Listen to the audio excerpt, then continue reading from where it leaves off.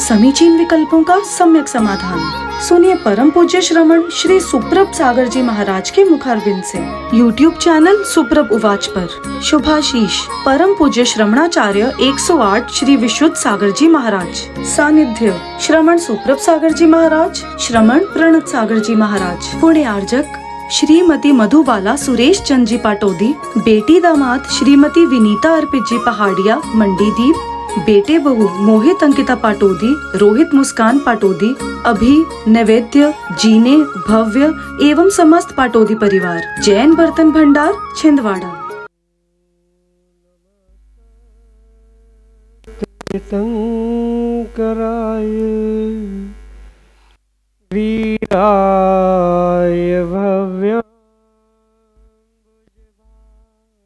भास्कराय अनंत लोकाय सुरार्चिताय देवादिदेवाय नमो जिनाय देवादिदेवाय नमो जिनाय। पंच परमेष्टि भगवान परम पूज्य आचार्य भगवंत गुरुवर विशुद्ध सागर जी मुनि महाराज जी की, परम पूज्य मुनि श्री सुप्रभ सागर जी महाराज जी की, 3 करोड़ 9 करोड़ महामुनि राजों की, परम पूज्य मुनि श्री प्रणत सागर जी महाराज जी की। प्रत्येक व्यक्ति के जीवन में 2 पहलू हुआ करते हैं। पहला संक्लिष्टता, दूसरा विशुद्धि। संक्लिष्टता जहाँ संसार का कारण होती है, वहीं विशुद्धि संसार से पार करा देती है। लेकिन उस संक्लिष्टता का कारण यदि हम समझें तो संक्लिष्टता का एकमात्र कारण हमारे मन का द्वंद्व, हमारे मन के विकल्प। और जो ज्ञानी पुरुष होते हैं वे अपने मन के उठते विकल्पों को समीचीनता प्रदान करते हुए उनका सम्यक रूप से समाधान प्राप्त करने का पुरुषार्थ करते हैं।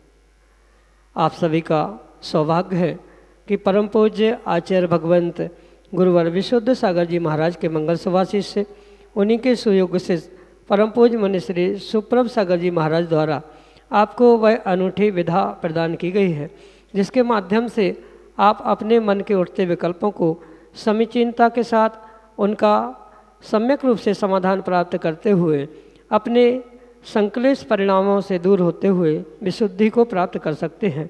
और वही विशुद्धि आपके कल्याण का पथ अवश्य ही प्रशस्त करेगी। ऐसे आत्मकल्याण की अनूठी विधा, समीचीन विकल्पों का सम्यक समाधान, आप भी जुड़ने का प्रयास करें और अपना समीचीन विकल्प भेजते हुए परम पूज्य मुनि श्री से उसका सम्यक समाधान प्राप्त करें। प्रारंभ करते हैं आज का सम्यक समाधान।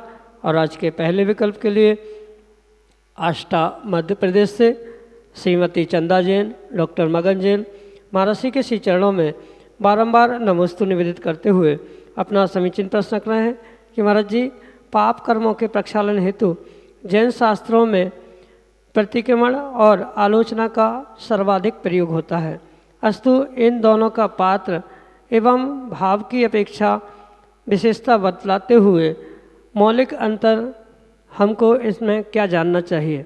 हमारे समीचीन विकल्प का सम्यक समाधान करने की कृपा करें।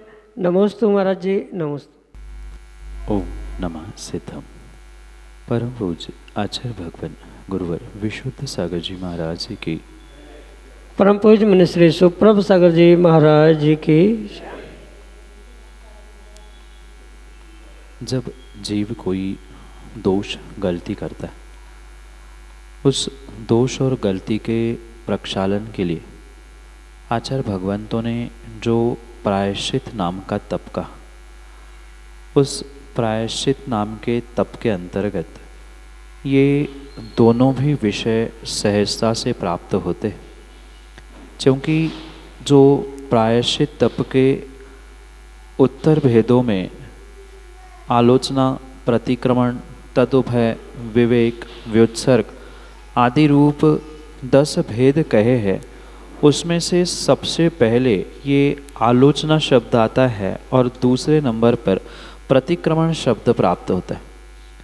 अपनी गलती का एहसास होना, जो हमने भूल की है उस भूल को बालकवत गुरु के सामने व्याख्यायित करना, प्रस्तुत करना कि भगवान अमुक अमुक कारणों से मेरे द्वारा ऐसी ऐसी भूल हुई है, गलती हुई है, इसे आचार्य भगवंतों ने आलोचना कहा है।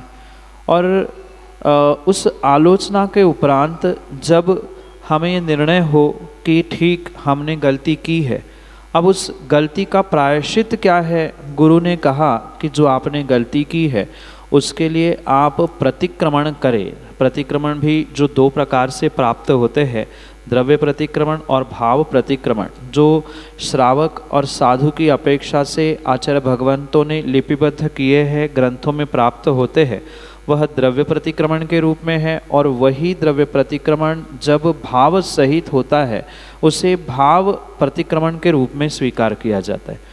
दोनों में यही मौलिक अंतर है कि जहाँ कोई लिपिबद्ध लेखन नहीं है या कोई व्यवस्थित भक्ति पूर्वक, कायोत्सर्ग पूर्वक कोई आलोचना नहीं है, वह सामान्य रूप से आलोचना कहा जाता है। और वही जब सिद्ध भक्ति, प्रतिक्रमण भक्ति, निश्चितकरण वीर भक्ति, चतुर्विंश तीर्थंकर भक्ति आदि के साथ समाधि भक्ति को साथ लेकर जो द्रव्य के साथ तस्मिच्छामि दुक्कडम कहा जाता है, शब्दों में यह गलती मुझसे हुई है, ये गलती मेरी मिच्छा हो, पुनः ना हो, ऐसे भावों से जो शब्दों से किया जाने वाला है वह प्रतिक्रमण है। और जो भावपूर्वक अपने गलती का मात्र गुरु के सामने बखान किया है कि गुरुजी तस्मिच्छामि दुक्कडम, ये मेरे से गलती हुई है, वहाँ कोई पूर्ण प्रतिक्रमण पढ़ने की आवश्यकता नहीं है। जितनी गलती हुई उतनी ही आलोचना वहाँ पर की जाती है। पर वर्तमान परिप्रेक्ष्य में प्रतिक्रमण पूर्ण दोषों का, यानी जितना प्रतिक्रमण लिखा गया है पूरा पढ़ना ही प्रतिक्रमण कहा जाता है। पर आलोचना में मुख्य बात, जितनी भूल गलती हुई है उतना ही व्याख्यान करना, ये आलोचना का विषय होता है। और प्रतिक्रमण में पूरी आलोचना की जाती है। जिसकी गलती नहीं भी हुई है, जो गलती नहीं है, दोष नहीं भी लगे हैं, ऐसे दोषों का व्याख्यान करना या ऐसे दोषों को उच्चरित करना, ये प्रतिक्रमण के श्रेणी में आने वाला विषय है। जबकि दोनों ही पाप प्रक्षालन या दोनों ही गलती की सुधार के रूप में, प्रायश्चित तप के रूप में ही प्राप्त होते हैं, पर फिर भी विशेषता एकमात्र शब्द रूप आलोचना है। एक द्रव्य भाव रूप जो ग्रंथों में प्राप्त होती है उसे पूर्णतया गलती नहीं भी हुई है, उन गलतियों का भी व्याख्यान करते हुए पढ़ने के रूप में प्राप्त होती है। साथ में ये विशेषता इन दोनों में यही समझनी होगी कि आलोचना मात्र गुरु के सामने ही की जाती है। प्रतिक्रमण एकांत में भी किया जा सकता है, गुरु के साथ, गुरु के सामने भी किया जा सकता है। पर हकीकत यही है, जो श्रद्धापूर्वक और भाव सहित इन आलोचना, प्रतिक्रमण आदि क्रियाओं से जुड़ता है, वो ही नियम से कर्मों के निर्जरा, पापों के निर्जरा करने के लिए साधन बनते हैं। यही आपके लिए सम्यक समाधान। उदयनगर, इंदौर, मध्य प्रदेश से सुशील जैन अगले समीचीन विकल्प करेंगे। भगवान ये अपने माला फेरते हैं, जब अपन जैसे स्वर्णमोकार मंत्र की फेरी, ओम नमः शुद्धेभ्या की फेरी, माला फेरते में मतलब मन यहाँ टिकता ही नहीं है, वो कहाँ कहाँ घूमता रहता है। इसके लिए क्या करें महाराज जी? और साथ में ये है कि क्षुधा रोग विनाश ना है, क्षुधा रोग विनाश ना, कितने साल हो गए अभी तक क्षुधा रोग कुछ कमजोर तो पड़ा है थोड़ी बहुत। माला फेरने की, पूजन आदि करने की सही विधि ज्ञात ना होने के कारण से कई बार माला फेरते में मन नहीं लगना, पूजन पाठ करते हुए मंत्रों के उच्चारण करने के साथ साथ उस फल को प्राप्त नहीं होना, ये सभी कार्य घटित होते हुए देखने में मिलते। क्योंकि आज तक व्यक्ति ने यही जाना है, यही सीखा है कि माला फेरनी है तो जब मन में आया, जो जैसी माला उसे हाथ में लगी वो उठाई, उसे जहाँ बैठे हैं वहाँ फेरने लग जाए। और फेरने के भी जो तरीके प्रयोग में लाए जाते हैं, जैसे बहुत सारे लोग मंत्र इतने ज़ोर ज़ोर से उच्चारित करते हैं कि उनका मुंह, आँख सब कुछ आड़ा टेढ़ा होता रहता है।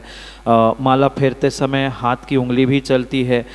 हाथ की उंगली तो एक बाजू, आंखें भी इधर उधर भागती रहती, कौन आया कौन गया कौन कहाँ है। और ये ध्यान रखना, जब तक शरीर चंचल हो रहा है, शरीर में चंचलता है, तब तक किसी भी प्रकार से मन यथास्थान नहीं रह सकता, मन स्थिर हो नहीं सकता। मन को स्थिर करने के लिए सबसे पहले वचन फिर काय, इन दोनों पर पुरुषार्थ करने की आवश्यकता है। काय वांग मनः कर्म योगा, ये जो सूत्र कहा है, इसी अपेक्षा से कहा है कि सबसे पहले पुरुषार्थ व्यक्ति को अपने शरीर को कंट्रोल करने के लिए करना है, फिर वचनों को। और जब ये दोनों कंट्रोल हो जाएंगे, काय योग और वचन योग, फिर जाके मन योग स्थिर होने की संभावना है। और लगभग माला फेरने वाले हाथ से माला फेरते हैं, माला होती है या उंगलियां चलती रहती है, साथ में आंखें भी इधर उधर भागती रहती है। कई बार ऐसा होता है, इतनी ज़ोर से उच्चारण हो रहा है कि बगल में बैठा हुआ व्यक्ति भी घबरा कर दूर हो जाए कि बाबा इनकी माला पूरी हो जाए। तो इन पे सबसे पहले कंट्रोल करना होगा। जो सर्वोत्कृष्ट विधि जाप करने की कही है, वह जो सूक्ष्म जाप रूप है, जहाँ जिह्वा नहीं हिलती, होठ नहीं हिलते हैं, उंगलियां नहीं चलती है, मन ही मन में उस जाप की संख्या को समझने का प्रयास किया जाता है। 108 गिनती भी हाथों के माध्यम से नहीं, मन में ही की जाती है।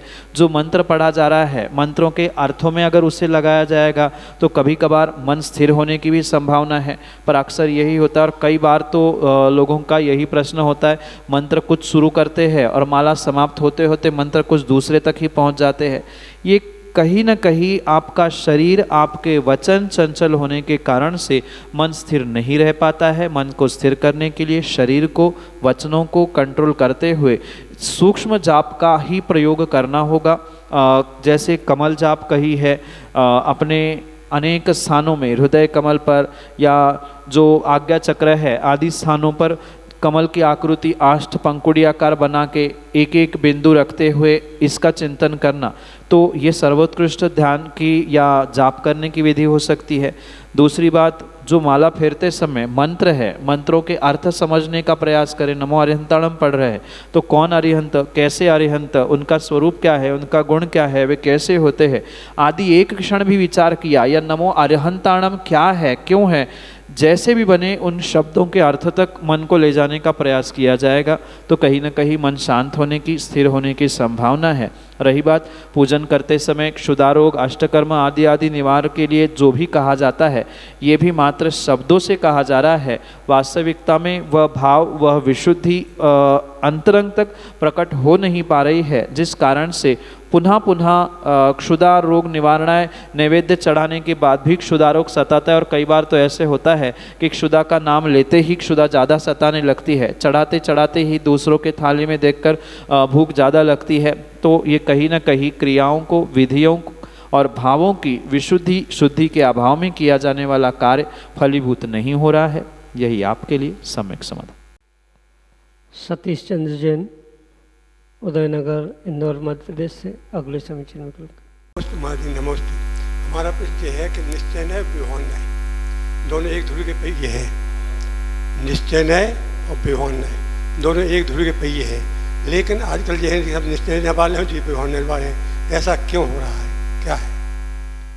एक ही वस्तु को समझने के लिए निश्चय न्याय और व्यवहार न्याय दोनों का प्रयोग किया जाता है, पर फिर भी ये दोनों एक वस्तु के दो पहलू होने पर भी जो आज ये विडंबना समाज में दिख रही है, उसके पीछे का कारण हकीकत में यही है कि जो निश्चय न्याय वाले हैं उन्होंने ना निश्चय न्याय समझा है, जो व्यवहार न्याय को अपना मानते हैं उन्होंने व्यवहार न्याय को भी सही मायने से नहीं समझा। कहीं न कहीं इन दोनों नयों को समझने के लिए या दोनों नयों को एक साथ एक स्थान पर लगाने की जो आवश्यकता है, इसे ना समझने के कारण से ही ये बहुत बड़ी दूरी या बहुत बड़े खिंचाव के रूप में देखने के लिए मिल रही है। क्योंकि निश्चय ने जो अभेद कथन करता है, वह व्यवहार नय के भेद और उपचार कथन को साथ लेकर ही समझा जाए तो ही वह निश्चय नय कार्यकारी है, क्योंकि मात्र निश्चय से कोई वस्तु नहीं होती, मात्र व्यवहार से कोई वस्तु नहीं होती। जब तक नदी के दोनों तट नहीं होते तब तक किसी भी प्रकार से वह नदी नहीं है। बिल्कुल ऐसे ही निश्चय नय और व्यवहार नय, ये दोनों तट तत्व निर्णय के, वस्तु निर्णय के जब तक नहीं है तब तक वस्तु का यथार्थ निर्णय नहीं है। पर समस्या ये है कि जिसने जिसको पकड़ा है वह अपने आप को ही सत्य बताना चाहता है, दूसरे किसी के पहलू को वह सत्य मान ही नहीं रहा है। इसलिए वर्तमान में वे निश्चय नय वाले नहीं अपितु निश्चय नय एकांत वाले हैं, और व्यवहार वाले भी जो निश्चय के अभाव में मात्र व्यवहार मान रहे हैं वे भी निश्चय के अभाव में व्यवहार नय के एकांतवादी ही है। और जहाँ एकांत है वह किसी भी प्रकार से उचित नहीं है, और जिन्होंने दोनों पक्ष नहीं समझे हैं वह कभी यथार्थ निर्णय कर ही नहीं सकते। और रही बात जो मैं मुख्यतः से कहना चाहता हूँ कि दोनों ने उन नयों को पकड़ते हुए अपने अपने अहंकार की पुष्टि की है। उस अहंकार जहाँ सामने आता है फिर कुछ भी उन्हें सामने दिखाई नहीं देता है। कोई अपना अहंकार, कोई अपना वजूद छोड़ना ही नहीं चाहता है। इसलिए आज तक समाज में इन दोनों नयों को लेकर तालमेल नहीं बन पा रहा है। तालमेल तभी संभव है जब दोनों अपनी बातों को समझते हुए सामने वाले की बात को भी, मतलब दूसरे पक्ष को, दूसरे नय को भी अपना ही पक्ष है, अपना ही एक अंग है, वस्तु को ही समझने का दूसरा तरीका है। ये जब तक नहीं समझेंगे तब तक दोनों अलग अलग ही भागते रहेंगे, क्योंकि बिना चले बिना मंजिल पर पहुंचा नहीं जा सकता। मंजिल में पहुंचना अगर निश्चय नय है तो चलना व्यवहार नय है। बिना चले मंजिल नहीं मिलती। ये समझकर ही दोनों नयों में सामंजस्य बनाकर समाज में सामंजस्य बनाने की आवश्यकता है। पर पुनः मैं बात कह दूं, हकीकत यही है कि व्यक्ति अपनी अपनी ठेकेदारी चलाने के चक्कर में दोनों नयों में, दोनों समाजों में सामंजस्य बनाने का पुरुषार्थ नहीं कर पा रहा। यही आपके लिए सम्यक समझ। उदयनगर इंदौर मध्य प्रदेश से डॉक्टर अगले समीचीन में करें। श्री जी महाराज जी, समता धरने का आप लोग उपदेश देते हैं। हम रट लेते हैं इस चीज़ को कि हर परिस्थिति में समता धरना है, लेकिन जिन लोगों ने हमारे साथ गलत किया है और उनके बारे में जब हम सोचते हैं तो मन थोड़ा सा फिर भी खिन्न हो जाता है, कितनी भी समता धरे। तो ऐसे समय में हम अपने आप को कैसे संभालें और कैसे संबोधन दें कि नहीं, जो कुछ भी हो रहा है मेरे ही कर्मों के कारण हो रहा है और मुझे समता रखनी है, तभी मैं इस कर्म को काट पाऊंगी। माँ, अगर वास्तव में व्यक्ति के अंतरंग में समता है तो बड़े से बड़ा उपसर्ग या बड़े से बड़े कष्ट भी जीवन में क्यों ना आ जाए, वह खेद खिन्न हो नहीं सकता। और किंचित भी संसारी जीव हो या कोई भी हो, किंचित भी खेद खिन्न है तो वास्तविकता में अभी समता पूर्ण रूप से नहीं। ठीक है, समता का अभ्यास कर रहे हैं, वहाँ तक पहुँचने का प्रयास चल रहा है, ये बात भी समझ में आती है। पर इस ऐसे सिचुएशन में जहाँ कोई हमारे ऊपर कुछ करते हुए हमें दिख रहा है, हमारे साथ विपरीत करते हुए दिख रहा है, तो सबसे पहले ये निर्णय करना होगा कि एक द्रव्य दूसरे द्रव्य का कुछ नहीं कर सकता। जब तक हमारा तदजन्य उपादान उस निमित्त को लेकर नैमित्तिक नहीं बन रहा है, तब तक किसी भी प्रकार से सामने वाले का भला बुरा करना मुझे प्रभावित कर ही नहीं सकता। कई बार ऐसी भी घटनाएं जीवन में घटी होगी कि सामने वाला गाली भी दे जाता है पर हमें फ़र्क नहीं पड़ता। क्यों नहीं पड़ता? क्योंकि उस व्यक्ति को हम अपना नहीं मानते।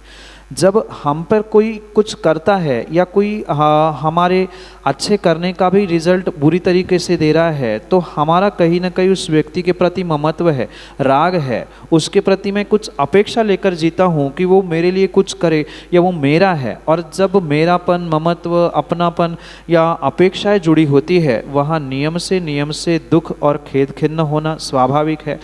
जैसे घर का कोई व्यक्ति गाली देता है और वही पड़ोसी गाली देता है, तो दोनों में गाली बिल्कुल समान थी, पर जब पड़ोसी देता है तो यही लगता है इससे क्या मतलब, ये तो पड़ोसी है, ऐसे ही विचार अगर उस सिचुएशन में हम करें जब अपना कोई हमें दुख दे रहा है, अपना कोई दुख देने के लिए निमित्त बन रहा है, तब हम यही सोचे कि भाई मुझसे क्या मतलब, वो अलग है, मैं अलग है, मेरा द्रव्य अलग है, उसका द्रव्य अलग है।